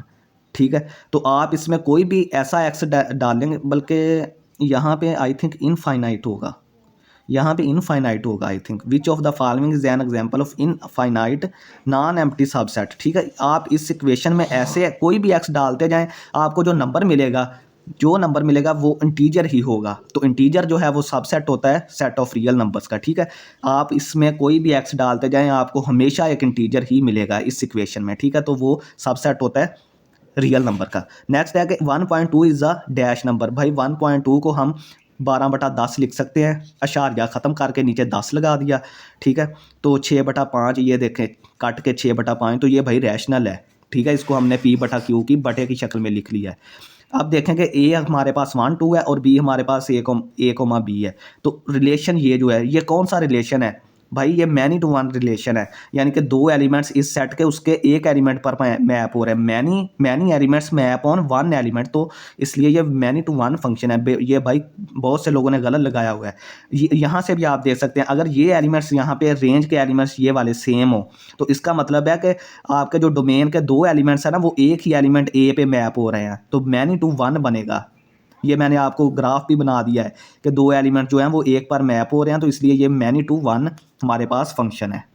Video थोड़ी सी लंबी हो रही है तो आपने इस चीज़ से नहीं घबराना, बस पूरी वीडियो देखनी है, कहीं से भी स्किप नहीं करनी। ये ना हो कि वही स्किप करें और वही पेपर में आ जाए, ये आपका ही फ़ायदा है। ठीक है, हमने देखा कितनी मेहनत की है, रात को मैंने 12 बजे ये सारी फाइल तैयार की है आपसे वेरीफाई करके चीज़ों को, फिर लिखना, फिर अब रिकॉर्ड करना, फिर मतलब चीज़ें बहुत मुश्किल हो जाती हैं। तो आप भी यही है कि हमारे चैनल को लाजमी सब्सक्राइब करें और इसको दोस्तों में शेयर करें ताकि वो भी मतलब फ़ायदा लें इससे। ठीक है, देखें मैंने आपको कितने कंसेप्ट बता दिए हैं, और इस तरह की वीडियो अगर आप मुझे यूट्यूब पे इस सब्जेक्ट के लिए निकाल दें तो भाई ठीक है, आप सच्चे होंगे। अगर हमारे पास एफ ऑफ एक्स जो है वो एक्स के बराबर है और जी ऑफ एक्स हमारे पास 1 माइनस एक्स के बराबर है, तो हमने दोनों फंक्शंस का डिफरेंस फाइंड आउट करना है। जब दोनों फंक्शंस को डिफरेंस करना हो तो हम इकट्ठा करके इसको F minus g into x, क्योंकि हम फंक्शन तो एफ और जी हैं हमारे पास, एक्स तो दोनों में सेम है, तो इसलिए हम इसको F minus g into x लिख सकते हैं। अगर हमने एडिशन करनी हो तो यहाँ पे प्लस डाल देते हैं, अगर हमने ज़रब करनी हो तो यहाँ पे डॉट डाल देते हैं या ज़रब डाल देते हैं। ठीक है, तो हमने इन दोनों फंक्शन का जो है वो डिफरेंस फाइंड करना है। तो f minus g into x को हम क्या लिख सकते हैं, f of x minus g of x. इनको अलहदा अलहदा करते हैं। ये देखें, एफ पहले एक्स पर अप्लाई हुआ एफ ऑफ एक्स, फिर दरमियान में माइनस आ गया, जी पर अप्लाई हुआ तो जी ऑफ एक्स। तो ये देखें एक्स एफ ऑफ एक्स की वैल्यू, जी ऑफ एक्स की वैल्यू -1 प्लस एक्स, ये माइनस था ना तो माइनस बाहर होने की वजह से अंदर प्लस हो गया, तो ये 2x - 1 इसका आंसर आ गया। अच्छा, नेक्स्ट हमारे पास है कि 1.2010122101002 is an example of irrational number है। ये इरेशनल क्यों है? क्योंकि ये देखें, एक तो ये ख़त्म नहीं हो रहा, और दूसरा भाई ये पैटर्न भी कोई नहीं फॉलो कर रहा है। अगर तो सारी जगह पे 201 इस तरह 201 201 201 होता तो फिर हम इसको रैशनल बोल देते। अब यहाँ पे 201 है, 012 है, 210, ये इरेशनल हो जाएगा। नेक्स्ट हमारे पास है कि अगर एफ ऑफ एक्स हमारा x माइनस वन के बराबर है, जी ऑफ एक्स हमारा 1 माइनस एक्स के बराबर है, तो हमने f of g of x composition find out करनी है। तो ये देखें, जो पहले लिखा हुआ है उसको पहले लिखा रहने दें, जी ऑफ एक्स को बड़ी ब्रैकेट्स डाल के अंदर लिख दें, और ये देखें अब एफ को वैसे ही लिखते हैं। जी ऑफ एक्स की वैल्यू क्या है? 1 माइनस एक्स, वो इसकी जगह पे 1 माइनस एक्स आ गई। अब इसका क्या मतलब है? इसका मतलब ये है कि एफ में जहाँ जहाँ एक्स है ना, आपने 1 माइनस एक्स पुट करना है। तो ये हमारा एफ में एफ फंक्शन है। तो ये देखें, एक्स की जगह पे हमने 1 माइनस एक्स पुट कर दिया, -1 वैसे ही आ गया, तो ये 1 और 1 कट गए, तो माइनस एक्स जवाब आ गया। नेक्स्ट हमारे पास है कि for the complex number z is equal to iota, w is equal to 1 over iota, z minus w हमारे पास क्या होगा? आपने दोनों कम्प्लेक्स नंबर का माइनस फाइंड आउट करना है, डिफरेंस फाइंड आउट करना है। तो ये देखें, z माइनस डब्ल्यू आयोटा -1 ओवर आयोटा, इसका एलसीएम लें, iota iota square -1, iota square की वैल्यू रखें -1 बटा iota is equal to -2 over iota. आपको बताया कि नीचे आयोटा नहीं आपने रहने देना, उसको ख़त्म करना है। तो -2 ओवर आयोटा को ज़रब दे आयोटा बटा आयोटा से ऊपर नीचे, तो ये ऊपर -2 आयोटा बन गया, नीचे आयोटा स्केयर फिर बन गया। आयोटा स्केयर की वैल्यू -1 रखी, ये माइनस माइनस प्लस हो गया, तो +2 आयोटा हमारा जवाब आ गया। नेक्स्ट हमारे पास है कि if F of x is equal to x and ji of x is equal to 1 minus x. अब हमने दोनों फंक्शन का प्लस फाइंड आउट करना है, जिस तरह डिफरेंस फाइंड आउट किया था ना। तो प्लस को हम कैसे लिख सकते हैं? F of x plus g of x. ये देखें, एक्स प्लस 1 माइनस एक्स, तो ये एक्स एक्स कट गया, तो 1 आ गया जवाब। नेक्स्ट हमारे पास है कि the number 0.3333 and so on is a rational number. ये देखें, अब 0.3 जो है ये रिपीट हो रहा है, 3 जो है मैनी टाइम्स रिपीट हो रहा है, इन्फिनिटली रिपीट हो रहा है। तो हम इसको 0.3 का बार लिख सकते हैं। तो जो रिपीट होते हैं और इन्फिनिट होते हैं उनको भी हम रैशनल नंबर बोल देते हैं। अगर रिपीट ना हो और ख़त्म भी ना हो तो वो इरेशनल नंबर्स है। द वैल्यू ऑफ आयोटा की पावर 4 इज़, आयोटा की 4 को आप आयोटा स्केयर सारे का स्केयर लिख दें। अगेन ज़रब देंगे तो आयोटा की 4 ही बन जाएगा। आयोटा स्केयर की पावर 2 आ गया, -1 आयोटा की वैल्यू रखी -1, इसका स्केयर बन गया। तो ये हमारे पास -1 का स्केयर 1 के बराबर है, क्योंकि आयोटा स्केयर की वैल्यू -1 है। ये मैंने लिख भी दी है, ये भी क्वेश्चन में आती है। इन 3 + 7 iota 7 is called imaginary part. जो आयोटा के साथ नंबर होगा उसको हम इमेजिनरी पार्ट कहते हैं। तो 7 जो है आयोटा के साथ था, तो ये इमेजिनरी पार्ट बन गया। नेक्स्ट है range of the function F of x is equal to 1 minus x is. भाई इसमें कोई रिस्ट्रिक्शन नहीं है, सारे रियल नंबर इसमें डाल सकते हैं। तो इसका जो जवाब है वो भी सारे रियल नंबर आएगा, तो इसकी रेंज होगी जो वो भी आर रियल नंबर है। नेक्स्ट है what is absolute value of z is equal to 1 minus iota. Absolute value आपको निकालनी बता दी है। ये 2 लाइनों से इसको रिप्रेजेंट करते हैं। फार्मूला होता है x square plus y square का स्क्वायर रूट। यहाँ पे एक्स क्या है? 1 का स्क्वायर, और इमेजिनरी पार्ट -1 है, वाई जिसको बोलते हैं, वाई को इमेजिनरी पार्ट बोलते हैं। ठीक है, वाई हमारे पास -1 है, -1 का स्क्वायर कर दें तो ये 1 + 1 स्क्वायर रूट, तो ये 2 का स्क्वायर रूट आ गया। ये बहुत ही अहम क्वेश्चन है, इसको लाजमी समझें। 2 matrices A and B are multiply to get. 2 matrix उसी वक्त मल्टीप्लाई होंगे जब पहला मैट्रिक्स जो होगा उसके कॉलम की तादाद दूसरे मैट्रिक्स की रोज़ के बराबर हो। यानी अगर हमारे पास एक मैट्रिक्स ए है तो ए के कॉलम्स की तादाद और बी के रोज़ की तादाद बराबर होगी, तो हम ए और बी का ज़रब कर सकते हैं। ठीक है, ये याद रखना है। अगर हमारे पास 2 मैट्रिक्स ए एंड बी हैं और हमने उनके मल्टीप्लाई का यानी प्रोडक्ट का ट्रांसपोज लिया है, तो वो किसके बराबर होता है? वो हमारे पास बी ट्रांसपोज और ए ट्रांसपोज। आपने इसकी जगह भी चेंज कर देनी है, बी पहले लिख लेना है और ऊपर ट्रांसपोज अप्लाई कर दें, फिर ए बाद में लिख के उसके ऊपर ट्रांसपोज। इसी तरह इन्वर्स का भी है। अगर 2 मैट्रिक्स का इन्वर्स है ना, ज़रब 2 मैट्रिक्स ज़रब खा के इन्वर्स कर रहे हैं, ए बी होल इन्वर्स, तो वो भी बी का इन्वर्स आएगा और ए का इन्वर्स आएगा। यानी कि जगह भी चेंज कर दें और हर एक के ऊपर ऊपर इन्वर्स लगा दें, सेम ट्रांसपोज की तरह। ये matrices obtained by changing rows and column. जब हम किसी मैट्रिक्स के रोज़ को कॉलम में चेंज कर देते हैं तो वो उसका ट्रांसपोज कहलाता है। ठीक है, transpose matrix. Domain of f of x is equal to 1 over x - 1 square root is all real numbers. ये देखें स्टूडेंट, ये थोड़ा सा ट्रिकी क्वेश्चन है। जब हमने सिर्फ x-1 की बात की थी, x-1 स्क्वायर रूट की बात की थी, तो उसमें हमने बोला था कि अब हम इसमें 1 भी डाल सकते हैं क्योंकि वो 0 होगा, 0 का स्क्वायर रूट रियल नंबर ही 0 रहेगा। लेकिन अब ये देखें ये बटे में आ गया है, तो अब आप क्या करेंगे, आपने उसमें से 1 भी निकाल देना है। अगर आप 1 डालेंगे तो 1 - 1 0, ऊपर स्क्वायर रूट है तो 0 का स्क्वायर रूट 0 आएगा, तो वो 1/0 भाई फिर भी फंक्शन हमारा अनडिफाइन हो जाएगा। ठीक है, तो आपने क्या करना है, अब इसमें से जो x-1 के केस में हमने 1 डाला था ना कि इसमें हम 1 भी डाल सकते हैं, वो केस निकाल दें, क्योंकि अगर 1 डालेंगे तो नीचे 0 बनेगा, 0 बनेगा तो फिर भाई अनडिफाइन होगा। तो आपने क्या करना है कि आप इसमें सारे रियल नंबर डाल सकते हैं जो कि 1 से बड़े हों। 1 नहीं डालना, 1 सिर्फ उस वक्त डालेंगे अगर ये बटे में ना होता, 1 बटा इस तरह ना होता। ठीक है, 1 तब डाल सकते थे क्योंकि वो फिर 0 जो है बटे में नहीं आता, इसलिए ये हमारी अनडिफाइंड नहीं होगी। अब 0 बटे में जाएगा तो इस करके ये हमारा निज़ाम ख़राब हो जाएगा। तो हमने सारे एक्स डालने हैं जो कि 1 से बड़े हों, 1 के बराबर कोई नहीं डालना।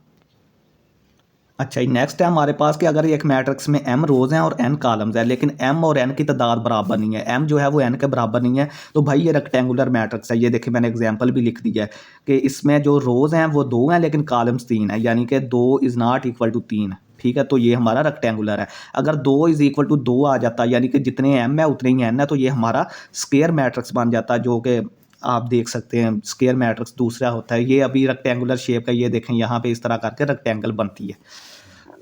अगर m और n बराबर नहीं है, ठीक है, तो फिर रेक्टेंगुलर मैट्रिक्स बनेगा, और अगर m और n बराबर है फिर स्क्वायर मैट्रिक्स बनेगा। This set of positive integers infinite है। ठीक है, आप कोई भी बड़े से बड़ा इंटीजर भी पॉजिटिव इंटीजर ढूंढेंगे ना, तो उससे बड़ा भी पॉजिटिव इंटीजर पड़ा होगा। ठीक है, वो फिर इनफाइनाइट होगा। ठीक है, आप 1,00,000 की बात करते हैं तो 1,00,001 भी मौजूद है, 1 करोड़ की बात करते हैं तो 1 करोड़ 1, 1 करोड़ 1 भी मौजूद है, 1 करोड़ 2 भी मौजूद है, यानी जो भी आप ढूंढेंगे उससे बड़ा नंबर आपको मिल जाएगा। तो इस तरह के सेट इनफाइनाइट होते हैं। If a scalar 2 is multiplied with the matrix then which of the following statement is true. अगर आपने किसी भी स्केलर को किसी मैट्रिक्स के साथ मल्टीप्लाई करना है तो वो भाई उसके सारे एलिमेंट्स के साथ मल्टीप्लाई होगा। तो जो 2 है ना वो सारे एलिमेंट्स के साथ मल्टीप्लाई होगा मैट्रिक्स के। If the order of A is equal to 2 × 3 and for addition, ठीक है, एडिशन और सब्ट्रैक्शन, इनके लिए आपका जो मैट्रिक्स है ना वो दोनों मैट्रिक्स का ऑर्डर जो है ना वो सेम होना चाहिए। तो अगर एक मैट्रिक्स 2,3 है ए, तो बी का जो ऑर्डर है ना वो भी 2,3 होगा, तो फिर ये उसमें ऐड या प्लस या माइनस होंगे। ठीक है, मल्टीप्लिकेशन के लिए ये कंडीशन होती है कि पहले के कॉलम की तादाद दूसरे की रोज़ के बराबर होनी चाहिए, और एडिशन के लिए सिर्फ ऑर्डर सेम होना चाहिए दोनों का, सब्ट्रैक्शन के लिए भी। A square matrix with ones on the diagonal and 0 elsewhere is called matrix. ऐसा मैट्रिक्स जिसके डायगोनल, मेन डायगोनल पे 1 हो और बाकी हर जगह पे 0 हो, तो वो भाई आइडेंटिटी मैट्रिक्स है। ठीक है, ये मैंने लिख दिया। 2 matrices of same order can be added and subtracted. जिनका ऑर्डर सेम हो उनको हम ऐड भी कर सकते हैं, सब्ट्रैक्ट भी कर सकते हैं, लेकिन मल्टीप्लाई नहीं कर सकते। मल्टीप्लाई भी कर सकते हैं लेकिन उसमें हम कंडीशन और लगाएंगे कि ए में कॉलम्स की तादाद, बी में रोज़ की तादाद। तो जब दोनों का ऑर्डर सेम होगा तो ये बराबर हो ही जाती हैं। ठीक है, स्क्वायर मैट्रिक्स आपस में मल्टीप्लाई हो ही जाते हैं, कोई मसला नहीं। If A is equal to A and B is equal to A then A intersection B. A intersection B में दोनों कॉमन एलिमेंट्स, तो ये देखें 5 इसमें भी 5, 7 इसमें भी 7, 9 इसमें भी 9, ये 3 एलिमेंट्स कॉमन है, तो ये इंटरसेक्शन में आ गए। The transpose of row matrix, जब आप किसी रो मैट्रिक्स का, रो मैट्रिक्स कौन सा होता है जिसमें सिर्फ एक ही रो हो। ये देखें ये एक ही रो है, इसमें रो एक है, कॉलम्स 3 है। ठीक है, इस तरफ जो होती हैं वो रोज़ होती हैं और इस तरह जो होती हैं वो कॉलम्स होते हैं। ठीक है, तो इसमें एक रो है लेकिन कॉलम 3 है। तो हमने जब रो मैट्रिक्स का कोई ट्रांसपोज लेंगे ना तो वो कॉलम मैट्रिक्स बन जाता है। ठीक है, ये क्वेश्चन है। तो ये देखें मैंने एग्जांपल दी, ये रो मैट्रिक्स था, इसका ट्रांसपोज लिया तो ये कॉलम मैट्रिक्स बन गया। ठीक है, if F of x is equal to x square and ji of x is equal to 1/x then f of g of x. Composition find out करनी है। बाहर एफ है, अंदर जी ऑफ एक्स है। जी ऑफ एक्स को आप brackets में लिख दें तो एफ जी ऑफ एक्स की वैल्यू आ गई 1/x। तो अब इसका क्या मतलब है कि एफ में जहाँ जहाँ हमारे पास एक्स है ना उसमें हमने 1/x पुट करना है। ठीक है, तो करें इसमें पुट। ये देखें एक्स स्क्वायर है ना, तो एक्स स्क्वायर में हमने 1/x पुट करके होल स्क्वायर कर दिया, तो ये किसके बराबर, 1 का स्क्वायर 1 के बराबर, एक्स का स्क्वायर एक्स स्क्वायर आ गया। The Cartesian product B cross A is equal to the A cross B, true और फॉल्स। भाई ए क्रॉस बी जो है वो बी क्रॉस ए के बराबर नहीं होता। वजह क्या है, ये फॉल्स है स्टेटमेंट। ए क्रॉस बी में किस तरह के एलिमेंट होते हैं, उसमें पहले ए आता है फिर बी आता है। बी क्रॉस ए में पहले बी आता है फिर ए आता है, और ए कोमा बी और बी कोमा ए कभी भी बराबर नहीं हो सकते। What is the Cartesian product of A and B. ठीक है, ये भी किसी ने गलत लगाया हुआ था। सिंपल आपने क्या करना है कि पहले जो सेट है ना, पहला सेट जो है उसका पहला एलिमेंट को पहले इस सारे से करें मल्टीप्लाई। 1 कोमा ए ये आ गया, 1 कोमा बी ये आ गया, फिर 2 की बारी आ जाएगी, 2 ए ये आ गया, 2 बी ये आ गया, ये ए क्रॉस बी आ गया। अब हमने इसको दो कम्प्लेक्स नंबर हैं, इसको हमने ज़रब देनी है, 2 + 2 आयोटा 1 - आयोटा।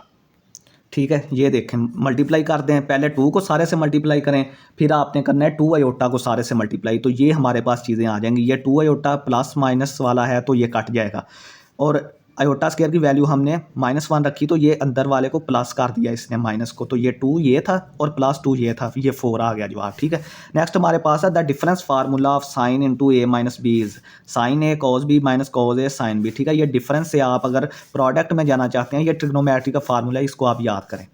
नेक्स्ट हमारे पास है if f of x is equal to x and ji of x is equal to 1 - x, then ये दो फंक्शंस की हमने डिवीजन फाइंड आउट करनी है। ये देखें एफ बटा जी इंटू एक्स, जिस तरह हम f प्लस जी फाइंड करते रहे, f माइनस जी फाइंड करते रहे, उस तरह हमने डिवीजन भी फाइंड आउट कर सकते हैं। तो f बटा जी इंटू एक्स को हम लिख सकते हैं f ऑफ एक्स बटा G of X. f of X की वैल्यू है x, g ऑफ एक्स की वैल्यू 1 - एक्स आ गई। ठीक है, the following notation a is equal to x such that x is a rational number is set builder notation. ये देखें set builder notation में अगर आपको जब सेट दिया जाता है ना, तो उसमें कोई रूल दिया जाता है या कोई सिंबल्स दी जाती हैं, तो ये देखें ये एक रूल दे दिया है उन्होंने कहा है कि जो x है ना वो रेशनल नंबर होगा, ये उसने रूल दे दिया। तो रूल किस में आता है? सेट बिल्डर नोटेशन में आता है। ठीक है, नेक्स्ट हमारे पास है all a is the subset of b and b is the subset of c, then a is subset of c। अगर a जो है वो b का सबसेट है और b जो है वो c का सबसेट है, तो भाई a भी जो है वो c का सबसेट होगा, ये कन्फर्म है। The conjugate of z is equal to 3 - 7 iota is z bar iota वाली टर्म की अलामत चेंज करते हैं तो वो कंजुगेट बन जाता है। तो ये देखें 7 आयोटा के साथ माइनस था, हमने प्लस कर दिया तो ये इसका कंजुगेट आ गया, और इसको रिप्रेजेंट करते हैं बार से, z bar. Cardinality of the union of A and B, दो सेट्स हमें ए और बी दिए गए हैं, हमने इनके यूनियन की कार्डिनैलिटी फाइंड आउट। कार्डिनैलिटी क्या है कि सेट में कितने एलिमेंट्स हैं, पहले यूनियन फाइंड आउट करें। यूनियन में हमारे पास क्या आएगा? 0 1 2 3, ये 4 एलिमेंट्स आएंगे, तो ए यूनियन बी की कार्डिनैलिटी में 4 एलिमेंट्स हैं। ठीक है, इसको भी इस तरह कार्डिनैलिटी से रिप्रेजेंट करते हैं। तो 1/0 is an example of which number, भाई ये तो अनडिफाइन है, ये कोई भी नंबर इसको एक्सेप्ट नहीं करेगा, ना रेशनल ना इरेशनल ना रियल नंबर, कोई भी जो है वो इसको एक्सेप्ट नहीं करेगा, क्योंकि बटे में 0 आ गया, तो ये अनडिफाइंड है। Which of the following is common ratio r of a geometric sequence 5 10 20 40। ये हमें एक ज्योमेट्रिक सीक्वेंस दिया गया है, हमने इसकी common ratio r find out करनी है। वो कैसे फाइंड आउट करते हैं? दूसरी टर्म को पहली पे डिवाइड कर दें, तो या तीसरी को दूसरी पे कर दें या चौथी को तीसरी पे कर दें, यानी कि दो कंसेक्टिव टर्म को जो आगे वाली टर्म है ना उसको पीछे वाली से डिवाइड कर दें। तो ये देखें 10/5 हमारे पास 2 आ गया, 20/10 2 आ जाएगा, सेम रहेगी, कॉमन रेशो सेम रहेगी। अगर वो ज्योमेट्रिक सीक्वेंस है तो आप किसी भी दो टर्म्स को डिवाइड करेंगे आगे वाली को पीछे वाली से, तो आपका जवाब सेम आएगा। नेक्स्ट है कि there will be exactly 1 root if. हाँ, ये हमारा होता है डिस्क्रिमिनेंट, ये पीछे एक क्वेश्चन में भी आया है। इसका इक्वेशन का रूट जो है ना वो इसी पे डिपेंड करता है। ठीक है, जो क्वाड्रेटिक इक्वेशंस होती हैं ना, वो उनके जो रूट्स होते हैं ना, उनकी नेचर और नंबर के, मतलब वो नेचर किस तरह के होंगे और कितने होंगे, वो इस पे डिपेंड करता है। अगर वो ग्रेटर दैन 0 हो तो उसके 2 रूट्स आते हैं जो कि दोनों अलग-अलग होते हैं, यानी अगर एक 2 है तो दूसरा -2 होगा, एक 3 है तो दूसरा 4 होगा, डिफरेंट आते हैं। ठीक है, और अगर ये 0 के बराबर हो तो इसका सिर्फ एक ही रूट आएगा, सिंपल एक रूट आएगा, रियल आएगा, रियल। और अगर ये लेस दैन 0 हो, लेस दैन 0 के केस में ये हमारे पास कम्प्लेक्स नंबर में चले जाते हैं, वो रियल में नहीं रहते, वो उनको हम अलहदा डिस्कस करते हैं। ठीक है, अगर लेस दैन 0 हो। विच of the following is true for 2 4 6 8 10, this is an arithmetic series. ठीक है, ये अर्थमेटिक सीरीज है। अर्थमेटिक कैसे है कि अगर आप दो टर्म्स को माइनस करें ना, तो आपका अगर जवाब सेम आ रहा है, ये देखें 4 - 2 2 आ रहा है, 6 - 4 2 आ रहा है, 8 - 6 2 आ रहा है, जिसको हम डी बोलते हैं। डी इसका 2 आ रहा है ना, सेम है, और दरमियान में प्लस है। अगर कोमे हों दरमियान में प्लस की जगह पे तो वो सीक्वेंस होता है, तो अगर प्लस आ जाए तो वो सीरीज़ बन जाती है। ठीक है, अगर टर्म्स के दरमियान प्लस आ जाए वो सीरीज़ होती है, अगर कोमा हो तो वो सीक्वेंस होता है। A function of the form y is equal to ax² + bx + c, इसका मैक्सिमम पावर 2 है, तो भाई क्वाड्रेटिक इक्वेशन है। क्वाड्रेटिक फंक्शन है, सॉरी, ठीक है। If the slopes of two lines are same the lines are parallel, अगर दो लाइन की स्लोप्स बराबर आ जाती हैं तो वो लाइंस पैरेलल होती हैं। अच्छा, वीडियो थोड़ी सी लंबी हो रही है तो आपने घबराना नहीं है, चीज़ों को समझना है, समझ के पढ़ेंगे तो एक ही वीडियो इंशाल्लाह आपके पूरे पेपर के लिए काफ़ी होगी। और चैनल को सब्सक्राइब करना मत भूलें। ये दो मैट्रिक्स हैं हमारे पास, दोनों का आर्डर सेम है और माइनस हो रहे हैं, तो हम इनको माइनस कर सकते हैं। इस एलिमेंट को इससे कर दें, इसको इससे कर दें, इसको इसके कर दें, यानी सामने सामने एलिमेंट्स जो हैं उनको आपस में माइनस कर दें तो ये आंसर आ जाएगा हमारा, ठीक है। नेक्स्ट हमारे पास है कि Z1 हमारे पास ये है, Z2 ये है, तो हमने दोनों का प्लस फाइंड आउट करना है, Z1 प्लस Z2। ये देखें 3 - 5 आयोटा वैसे ही आ गया, ये माइनस आ जाएगा क्योंकि दरमियान में प्लस है तो वो ये माइनस उसको माइनस ही कर देगा। -4 -2 आयोटा, ये अलामत भी माइनस ही रहेगा क्योंकि बाहर प्लस था। तो इसको हल करें, ये -1, ठीक है। आपने याद रखना है कि जो रियल पार्ट है वो रियल में ऐड या माइनस होता है और इमेजिनरी में। ये देखें यहाँ पे हमने किया -4 + 3 -1 आ गया और इसको हमने जब किया ये -7 आयोटा आ गया। अब ये हमें एक मैट्रिक्स दिया है, इसका हमने डिटर्मिनेंट फाइंड आउट करना है। 2/2 का डिटर्मिनेंट कैसे फाइंड आउट करते हैं कि इस तरह करके इनको मल्टीप्लाई कर देते हैं, इस तरह करके, ठीक है। -1 को -4 के साथ, ये +4 आ गया, फिर इसको इसके साथ, इसको इसके साथ, पहले -1 को -4 के साथ, दरमियान में माइनस आता है। हमेशा याद रखना है कि जब इसको आपने मल्टीप्लाई कर दिया उसके बाद माइनस डालें, माइनस डाल के फिर आपने 2 3 को मल्टीप्लाई करना है, 2 3 -6 जवाब आ रहा है, लेकिन दरमियान में जो पहले का माइनस आपने डालना है वो उसकी जगह से प्लस हो जाएगा, तो ये हमारे पास 10 आ जाएगा। For the square of natural numbers sum of n natural numbers is sequence of natural, हमारे पास एक नेचुरल नंबर्स का सीक्वेंस है और जो पहले n नेचुरल नंबर है ना उनको अगर हम सम करें तो जवाब 21 आता है। फाइंड n, तो n हमने फाइंड आउट करना है कि कितने हम नेचुरल नंबर्स लें तो उनका वो सम करें तो जवाब 21 आता है। तो ये देखें हमारे पास ये फार्मूला होता है सम के लिए। अगर आपने n find out n natural numbers को सम करना है ना, कंसेक्टिव नेचुरल नंबर जो होते हैं उनको सम करना है तो ये फार्मूला इस्तेमाल होता है और ये 21 के बराबर है। तो यहाँ से 2 को उस तरफ ले जाएं, 42 आ जाएगा।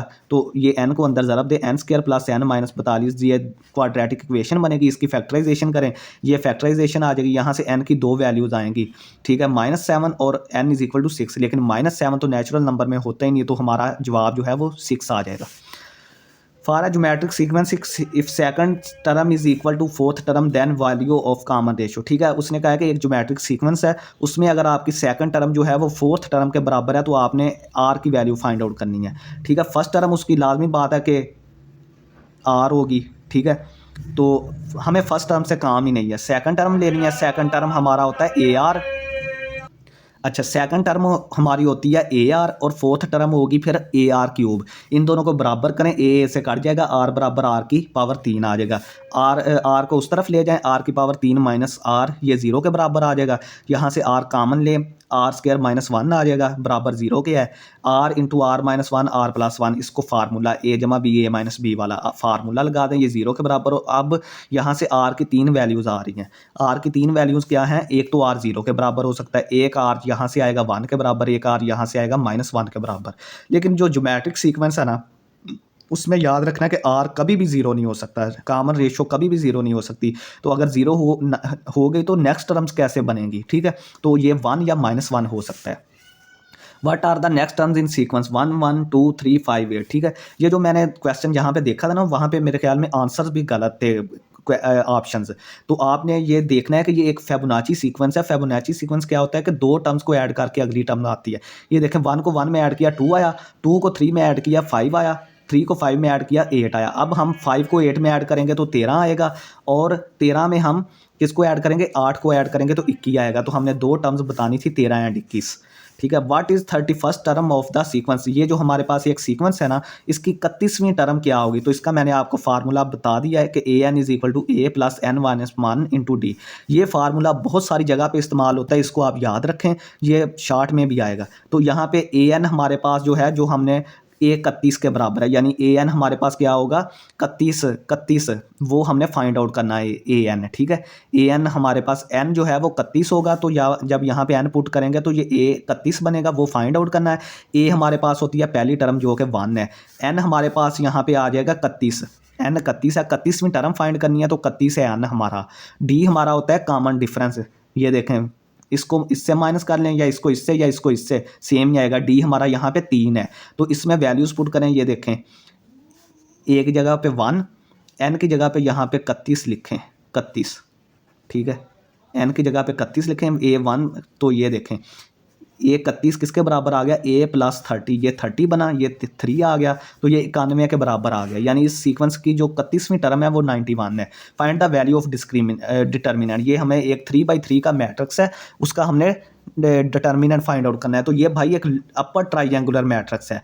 अपर ट्राइंगुलर वो कौन सा होता है, वो ये होता है कि उसके ये नीचे वाले ये इस तरह करके ये ऊपर ट्राइंगल बन रही है, ये देखें एलिमेंट्स की इस तरह करके, ए इस तरह करके ये ट्राइंगल बन रही है, और ट्राइंगल के नीचे जो हैं वो 0 0 हैं सारे, तो ये अपर ट्राइंगल इसके ऊपर बन रही है ना, तो अपर ट्राइंगुलर एक नीचे बनती है, वो इस तरह करके बनती है नीचे वाले एलिमेंट्स को, तो वो लो ट्राइंगुलर, ये अपर ट्राइंगुलर है। इसका क्या एक प्रॉपर्टी होती है कि अगर आपका डिटर्मिनेंट अपर ट्राइंगुलर मैट्रिक्स है तो उसके जो मेन डायगोनल के एलिमेंट्स होंगे अगर आप उनको मल्टीप्लाई करेंगे तो आपका डिटर्मिनेंट आ जाएगा। तो मेन डायगोनल कौन सा है, 1 4 6, ये वाला जो होता है ना ये मेन डायगोनल है, तो 1 4 6 को आप ज़रब देंगे तो ये 24 इसका डिटर्मिनेंट आ जाएगा। नेक्स्ट हमारे पास है the cofactor coefficient of A I J minor of A I J, ठीक है। जब हम कोफिशिएंट या minor of A I J find करते हैं तो ये चीज़ लगाते हैं कि -1 की पावर आई प्लस जे, आई यहाँ पे नंबर ऑफ रोज़ हैं और जे यहाँ पे नंबर ऑफ कॉलम्स है, ठीक है। इफ़ A1 हमारे पास ये 1 है और R हमारे पास 1/2 है, then which of geometric series, ठीक है। हमारे पास पहली टर्म 1 दी है और R उसने दे दिया 1/2, तो उसने पूछा है कि 1/4 जो है वो कितनी टर्म होगी। A1 तो उसने 1 दे दिया, अब A2 हम कैसे फाइंड आउट करेंगे, A1 को R से ज़रब दे दें, A1 को R से ज़रब दी यानी कि 1 × 1/2, तो A2 हमारा 1/2 आ गया। अब 1/2 को R से ज़रब दें, दूसरी टर्म को R से ज़रब दें तो तीसरी टर्म आएगी, तो 1/2 को जब 1/2 से ज़रब दी तो ये 1/4 आ गया। इसका मतलब ये A3 जो है ये तीसरी टर्म है, 1/4 जो है वो इस सीक्वेंस की तीसरी टर्म है। In a system of linear equation the determinant of coefficient of variables is 0, ये ट्रू है, ये 0 होता है। अगर 0 नहीं होगा तो भाई हम उसका सोल्यूशन कैसे फाइंड आउट करेंगे। If the sum infinite geometric series is double of the first term of series then common ratio will be, ठीक है। अगर आप जो सम है ना इन्फिनिट ज्योमेट्रिक सीरीज है उसको डबल कर दें और फर्स्ट टर्म जो है वो उसको भी डबल कर दें सीरीज़ की, तो कॉमन रेशो जो है वो आधी हो जाएगी, 1/2 हो जाएगी, ठीक है। कॉमन रेशो हमारी आधी रह जाएगी। नेक्स्ट है हमारे पास कि ये हमारे पास एक 2/2 का मैट्रिक्स है लेकिन इसमें अयोटा आ गया है, ठीक है, एलिमेंट्स के साथ, तो हमने इसका फाइंड आउट करना है डिटर्मिनेंट। सिंपल फार्मूला वही रहेगा, इसको इससे मल्टीप्लाई करें और इसको इससे मल्टीप्लाई कर दें, दरमियान में माइनस, ये देखें इसको इससे मल्टीप्लाई किया -2 अयोटा स्क्वायर, दरमियान में माइनस डाला, फिर इसको इससे कर दें, अयोटा स्क्वायर आ गया। फिर अयोटा स्क्वायर की वैल्यूज़ रखें, -2 वैसे अयोटा स्क्वायर की -1 आ गई, इसकी ये वाला माइनस आ गया और अयोटा स्क्वायर की भी -1 आ गई, तो ये 2 + 1 3 आंसर आ गया। ये भी कोई गलत लगाया हुआ था, वैसे आप भी एक दफ़ा इसको चेक कर लें, वैसे मेरे ख्याल से तो ये ठीक ही है, 2 + 1 यही आता है वैसे तो। Correct formula for the inverse of 2/2 matrix ABCD, अगर हमारे पास 2/2 का मैट्रिक्स ABCD दिया हो तो उसका इनवर्स फार्मूला क्या होता है, वो होता है एडजॉइंट ऑफ A बटा A mod.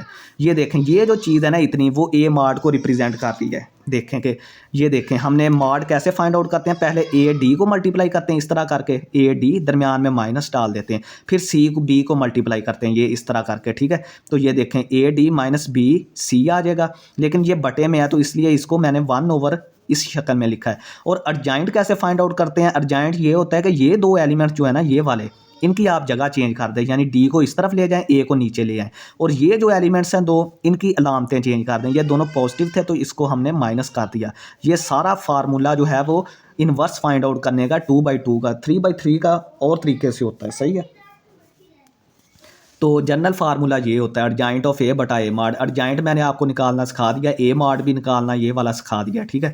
Some of the first 2000 terms of, भाई ये -1 1 -1 ये इसी तरह ही चलता जाएगा सीक्वेंस, -1 1 -1 1 -1, तो आप चाहे 1,00,000 टर्म्स का भी सम करें ना तो वो 0 आएगी, क्योंकि -1 और +1 ये एक दूसरे को काटते जाएंगे। चाहे आप 2,00,000 टर्म 3,00,000 टर्म का भी सम करें ना, अगर आप इवन टर्म्स का सम कर रहे हैं ये याद रखें, क्योंकि -1 और 1 अगर दोनों आते गए तो फिर तो ये 0 ही रहेगा। अगर कोई एक 2001 टर्म आपने फाइंड आउट करनी है तो वो फिर -1 या 1 आ सकती है। लेकिन अगर आपने इवन टर्म्स फाइंड आउट करनी है ना, इवन टर्म्स का सम, ये देखें ये इवन टर्म्स का सम है, 2000 एक इवन नंबर है, तो इवन नंबर्स में ये -1 भी आएगा, 1 भी आएगा, -1 भी आएगा, 1 भी आएगा, तो ये 0 ही रहेगा सम इसका। The formula for the infinite sum of geometric series with r less than 0, r less than 1 है। अगर आपने किसी ज्योमेट्रिक सीरीज का sum, infinite sum find out करना है तो उसका ये फार्मूला है, a1 उसकी पहली टर्म, r उसका कॉमन रेशो 1 - r, ठीक है। तो r इसमें ज़रूरी है कि लेस देन 1 होना चाहिए, ठीक है। Determinant is the process of attaching a real number two every dash matrix, ठीक है। डिटर्मिनेंट एक ऐसा प्रोसेस है जिसमें हर मैट्रिक्स के लिए हम एक रियल नंबर अटैच कर देते हैं। तो भाई मैट्रिक्स का, कौन से मैट्रिक्स का डिटर्मिनेंट निकल सकता है? सिर्फ स्क्वायर मैट्रिक्स का ही डिटर्मिनेंट हम फाइंड आउट कर सकते हैं, उसके अलावा कोई हम नहीं फाइंड आउट, जो रेक्टेंगल है ये वो मैट्रिक्स, उनका नहीं फाइंड आउट कर, सिर्फ स्क्वायर मैट्रिक्स का।